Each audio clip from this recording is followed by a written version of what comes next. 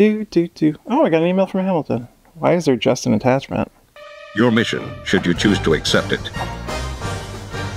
Oh, it's on.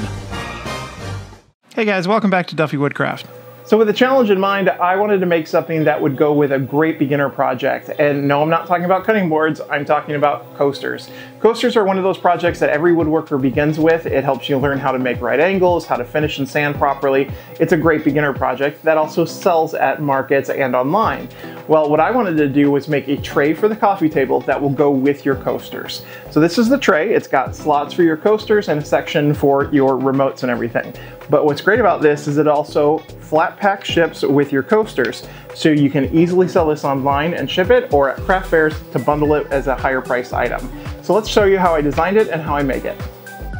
This project is designed for 3/4 inch material. Now you can totally buy pre-finished material, either some veneered plywood or some hardwood at that thickness. I mill up all my own stock, so I'm quickly just cutting this curly piece of walnut down to size and then running it through the thickness planer to get it to the right size, as it was just a little bit bigger than 3/4 of an inch. My CNC machine is the Next Wave Shark HD 520. Now that I have the stock all milled up, I'm going to put double-sided tape onto the stock and put it to the wasteboard. I'll also use 2 clamps on either end just to add that extra secure hold down force. Now that my workpiece is all ready, I'm off to Vectrix VCarve Pro to design. So Hamilton challenged me to do this 4 coffee table project. The only requirements were that it needs to be 3/4 of an inch thick and machining time is under 10 minutes. So my project is this tray that's going to be for your coasters and your remotes that you can put on your coffee table. Now my stock I'm done is 13 inches wide by 6 inches tall at 3/4 of an inch thick. And the tray itself will be a little bit smaller, so we'll be cutting that out. So I went ahead and created the profile for the outside profile of the tray, the inside profile for the pocket where your remotes can sit or any other little small things, and then the pockets for the coasters as well. What I did is I laid out our tool paths in order of how I want them to be cut. So pocket 1 is my bowl cut bit. That's going to use just 1/10 of an inch down of the bowl cut to go down and carve out just this little tray, just enough to show you that it's there. And then the next one is a pocket for our coasters. Those are going to go down 1/2 inch so that the coasters have something nice and thick to sit into. And then finally the profile path, which I've added 3 tabs to for strength as it cuts it out. So now that we have this designed, we're going to go ahead and quickly save the tool paths. So how I save these is I do them by tool. So first, the pocket profile with the bowl cut will be saved by by itself. So I'm going to just call this pocket 1. No, not pocket. Let's do bowl bit 1. And then what I'm going to do now is save the next 2, the pocket 2 and profile. And I'm going to save these since they are both using the downtown Jenny bit. They can be saved at the same time. So I'm just going to call this Quart 2 because it's 1/4 inch thick and it's the second thing I want to run. So let's go ahead and cut these out on the CNC. On this project, we're only using 2 of the 3 bits to CNC with me, the bowl bit and the downtown Jenny 1/4 inch bit. These really are the best bits on the market and they are made by a local maker. Cody is fantastic and is just amazing at what he does. Make sure you check out Cadence Manufacturing. I'll put a link in the description. And if you use code DUFF5, you'll get a little discount on anything you order. I'll line the bowl bit up with the bottom of my dust boot. In case you're wondering, I'm using the Swinger dust boot from Rowdy Roman. I think this is one of the best dust boots on the market. I have a review of that. I'll put a link in the description for that video. And now I'll just quickly zero up everything and run the bowl bit. This bit really does cut through the walnut like butter. It leaves almost no tool marks on the bottom, so just a very light hand sanding is needed at the end of this.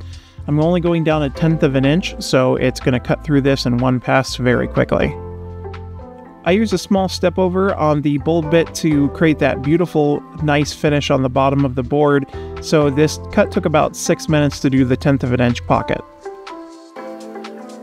Now I'll switch over to the 1/4 inch downtown Jenny bit and then do the pockets for the coasters and the profile outline cut. It only took about 2 minutes and then the profile just about 2 minutes as well. So the whole project itself takes 9 minutes and 56 seconds to cut out, so just under my 10-minute mark. I do really love how this dust boot allows me to remove the back section of the brushes so I can see the bit very easily and record it while it's still getting suction right there at the bit. I'll move the gantry out of the way and take the piece off the CNC, and now that it's finished, it's time to take the tape off and take it over to sanding. Which brings us to Sanding Thoughts with Duffey Woodcraft. Have you ever wondered why we say cheese when we take a photograph? Well, back in the 1800s, due to developing times, photographs were serious business. They would sometimes take an hour to create, so photographers would have their subjects say prunes to keep their mouths closed. Due to the progression of technology in the 1920s, photographers started saying, say whiskey, to get that smile on their subject's face. And in an effort to make photos more family-friendly, a newspaper in the 1940s started the Say Cheese campaign to get those big pearly whites on your photos. And finally, before finish, I will do a water pop, and I really want to show you why it's important. So if we zoom in here on this curly grain, you can really see that all the little hairs from the grain will pop up after sanding when you do a water pop. So it's really important to get those up and then knock them back down with sandpaper. I will use the laser pecker too to add my logo to the bottom of the tray. And finally, for finish, I will do 3 coats of the Deft brand semi-gloss spray lacquer. This is the best spray lacquer I have found. It coats really evenly, the nozzle's nice and wide, and it's great. I made a couple of coasters out of the same curly walnut as I loved that grain, and I'll let this dry overnight. And voila, the project is finished. My favorite part about this is it's also for people who don't have traditional coffee tables like myself. We use a very large fabric ottoman as our coffee table, and this tray looks fantastic on it. It's a great centerpiece. It draws your eyes right to the coasters and to where the remotes are. I really like it. Normally, my project files are available on my Etsy store. However, this is going to be an exclusive CNC with me. This project was the very first CNC Against Me project, so make sure you go check out the other instructors from CNC With Me's videos. Of course, we have the founder, Hamilton Dilbeck, his video. We have Greg over at STL Woodworks, and Vernon from Hinkle Shop. CNC With Me members are able to vote on who they think did the prompt the best and who wins this competition. A big shout out to Mitz over at CNC With Me. All of these project files from the CNC Against Me videos are available on CNC With Me for members. You'll be able to download these files and create these projects on your own. Mitz goes ahead and makes them in Carveco. He makes them in Vectric. There's also the STL files as well for other programs. So thank you so much for your time, Mitz. That's wonderful that you do this. I appreciate you spending your time with me today. If you liked this video, please give me a like on YouTube. That helps my channel grow. And if you want to see more project videos, I have videos coming out every 2 weeks, so make sure you're subscribed to the channel. Thanks so much for watching, and I hope you guys have a wonderful week.